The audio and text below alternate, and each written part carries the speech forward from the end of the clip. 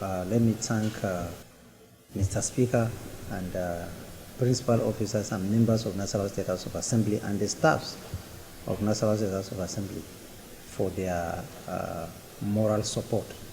And I want to also thank His Excellency, the Governor of Nasarawa State, for taking into account the security issues in Nasarawa State, and also working hand in hand in the Assembly in ensuring that Nasarawa State is safe from every criminalities.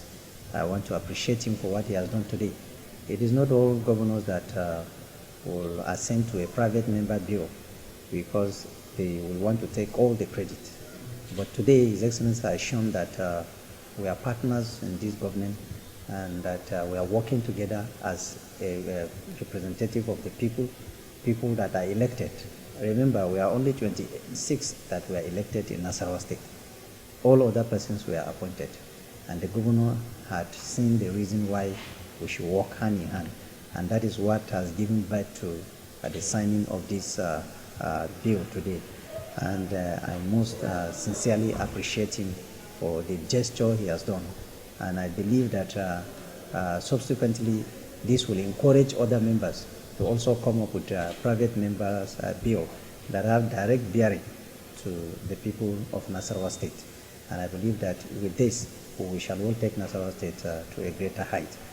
Coming to your question as regarding the content of this bill or what this bill entails to do, I want to tell you categorically that it is not easy to sponsor a bill of this nature, looking at the vulnerability of our state today and the country in terms of security.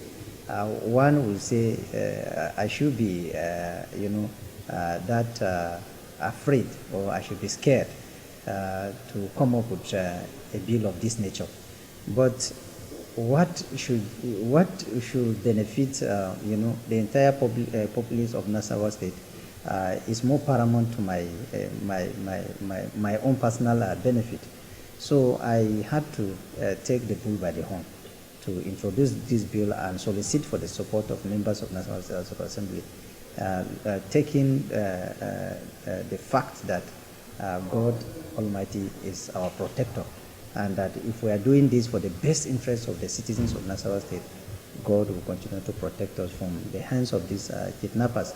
Yes, they may be very, they won't be happy that a bill of this nature is passed today, and they will not be happy with National House of Assembly. But I can assure you that they won't see us, and they won't kidnap us, and we are never going to be kidnapped by any of them.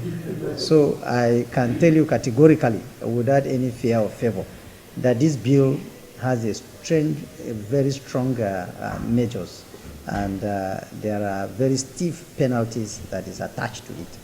Like you said, this bill intends to punish every person that kidnap using any weapon, not only gun, any weapon, including rope. Well, because some kidnappers use rope to strangle their victims and intimidate them in making sure that they collect ransom from them. So if you use rope and you strangle the victim to collect ransom from the family or from the associate, that also has a very stiff penalty. And this penalty is death by hanging. And any other means that the court may decide. Because we have also allowed the method of the punishment in the hands of the court. Because the court, after saying you can execute by hanging or by any means or by rope, by hanging, and then by also the bullet, where you can shoot these, firing squad. We also advocated that in our law, that they can be executed by firing squad or hanging. They also have other means. The judge can decide other means of executing or prosecuting the kidnappers in the state. And secondly,